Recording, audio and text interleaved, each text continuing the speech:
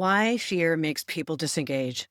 When people think about fear, they often imagine dramatic reactions, panic, anxiety, a visible moment where someone freezes.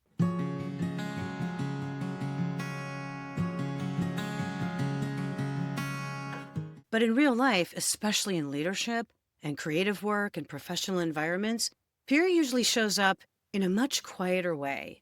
It shows up as disengagement. People stop speaking up. They stop offering ideas. They stop taking initiative, not because they've stopped caring, but because something in the environment has made engagement feel risky. And right now in the broadcasting industry, that's a very real environment. I've been having a lot of conversations with broadcasters lately as I prepare to head to the NAB show in Las Vegas. The themes are consistent: uncertainty, change, and a lot of people quietly asking, what comes next? Layoffs are happening across companies. Some well-known broadcast groups are navigating bankruptcy. Digital disruption continues to reshape how audiences consume media. Technology is changing faster than many organizations can comfortably adapt. So if you're working in radio or broadcasting right now and feel some uncertainty about the future, that reaction makes sense. People have a right to feel cautious when the ground beneath an industry is shifting. And I know that fear is real because I'm having these conversations every day. Broadcasters are calling me, asking how they can support their teams when morale is shaky. Managers are wondering how to lead people through uncertainty without pretending everything's fine. And others, people who have spent their entire careers in this industry, are suddenly asking a very difficult question. What's next for me? These are real questions, and the fear behind them is real too. But that's where awareness becomes important. Fear is powerful, but it's still a state. When fear goes unnamed, it starts to shape behavior in quiet ways.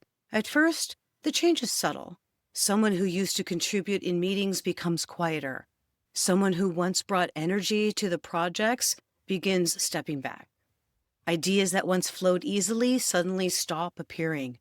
It's easy to interpret this as a motivation problem, but most of the time it isn't. It's a fear response. Not fear of danger, fear of consequences, fear of being wrong, fear of standing out, fear of taking a risk in an environment that already feels unstable. And when the nervous system senses uncertainty, it does something very predictable. It reduces exposure. In other words, it disengages. From the outside, that can look like apathy. But internally, what's often happening is self-protection. People withdraw because engagement suddenly feels costly. This is where the idea of flipping the format on fear becomes so important. Instead of letting fear quietly dictate behavior, the first step is simply naming it. What exactly are we afraid of? Job loss?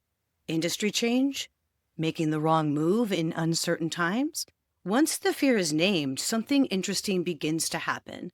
The state begins to loosen its grip because fear thrives in ambiguity. Clarity weakens it. This is also where resilience becomes incredibly important. Resilience isn't about pretending everything is fine. It's about maintaining engagement even when the environment is uncertain. In the License to be Badass framework, this is where the idea of stay the course becomes important. Not stubborn persistence, but a conscious decision to remain engaged, to keep participating, to keep contributing ideas and energy to the work in front of you. Because something interesting happens when people stay engaged during uncertain times. They begin to regain agency. Momentum returns through participation. Even small moments of engagement, sharing an idea, starting a conversation, contributing to a solution, begin to restore confidence. Fear doesn't disappear immediately, but it loses its ability to control behavior. And that's especially important in industries like broadcasting that are navigating major transitions. Every generation of radio professionals has faced change. New technology, new competition, new audience habits.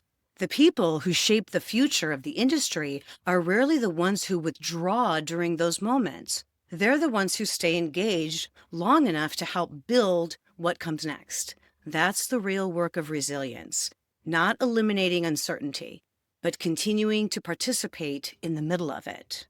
And next week, we'll talk about something that grows out of that participation, how courage is actually built through repetition. Because confidence doesn't arrive first, participation does. And that's what begins rebuilding trust in yourself.